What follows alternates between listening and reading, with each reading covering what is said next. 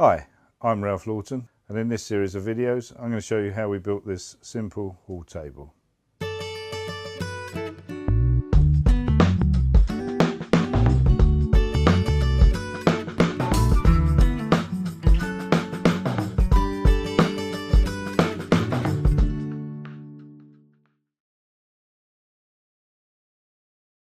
Now we've shot the end square, the next job is to mark the mortices.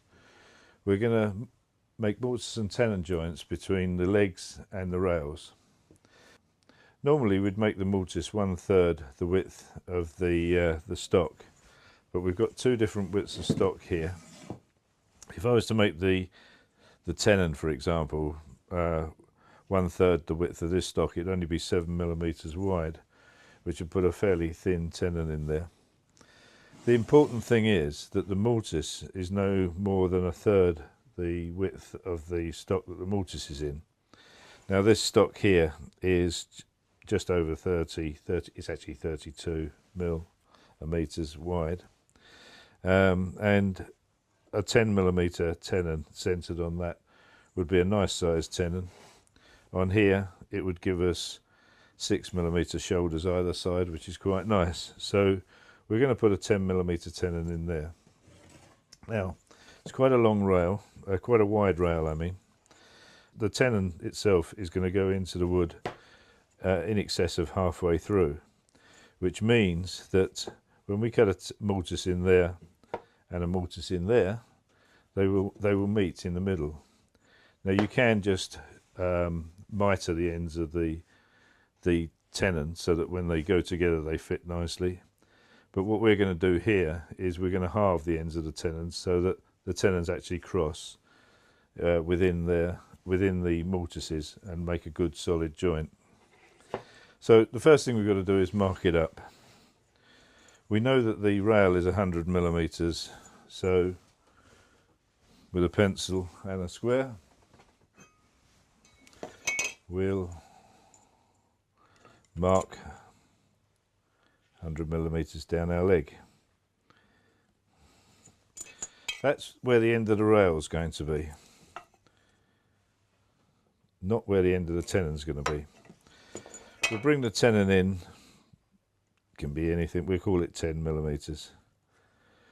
So we'll cut 10mm in either end there, and we'll mark the extent of our tenon on our wood.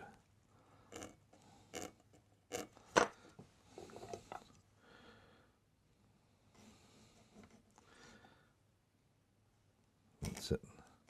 Mark those. So there we have, this is the distance that the tenon is going the mortise is going to be within that wood. The next thing we've got to do is to set up the mortise gauge. So mortise gauge, standard straightforward mortise gauge. The mortise pins are here, which are adjustable, and they would normally have a gauge pin here to make this a combination gauge. Personally, I find that very irritating because it gets in the way and it tends to stick in your finger. So I usually take that out, and it's now a conventional mortise gauge. And I have a straightforward marking gauge for other uses. That aside, we need to set the pins to our 10mm. So first of all, we'll open this up to 10mm and set the pins. Now obviously we want to get this as near to 10mm as we can, but consistency is more important than accuracy here. So we'll set that to 10mm, which it is, and we'll leave it set as that. Now we'll mark everything off of these pins, so we won't change this gauge at all until we've marked not only the mortices but later on the tenons as well. So now we've got to get our mortise centered on our piece of wood.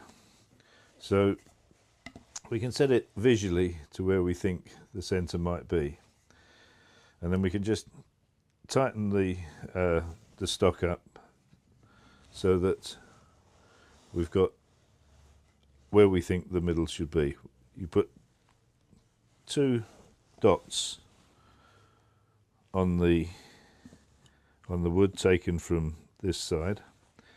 You then turn the gauge around.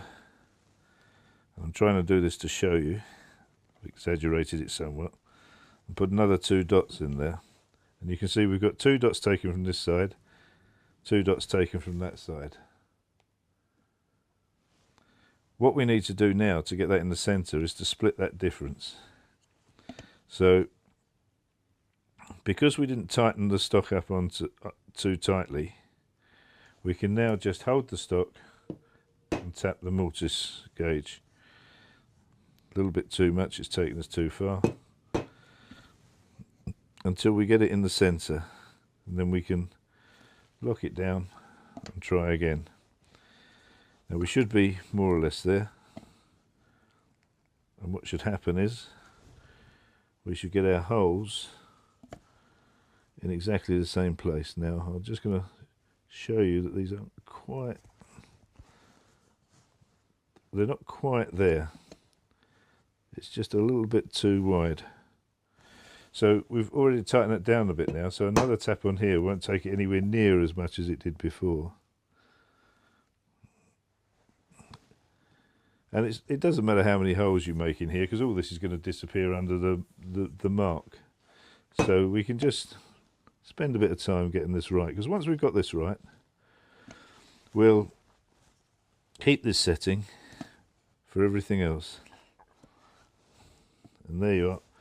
We now have, from both sides, 2 holes in exactly the same place. So that's our setting done. Lock that up nice and tight, and don't drop it. If you drop it, you might change the settings. So now the next job is to mark that mortise ready to cut. We now need to take the mortise gauge and just drag through between those marks where we want the mortise to be. Now you'll see that I'm going down towards my line fairly gently, because you need to make sure that the grain of the wood doesn't drag the points off track. There you go. And it's a bit awkward because I'm trying to do it and show you. I would normally hold this way round and run it through there like that. It's an easier way of doing it. But there we have the mortise marked for length and width. The next job is to actually cut that mortise, and I'm going to show you how to cut it with a chisel.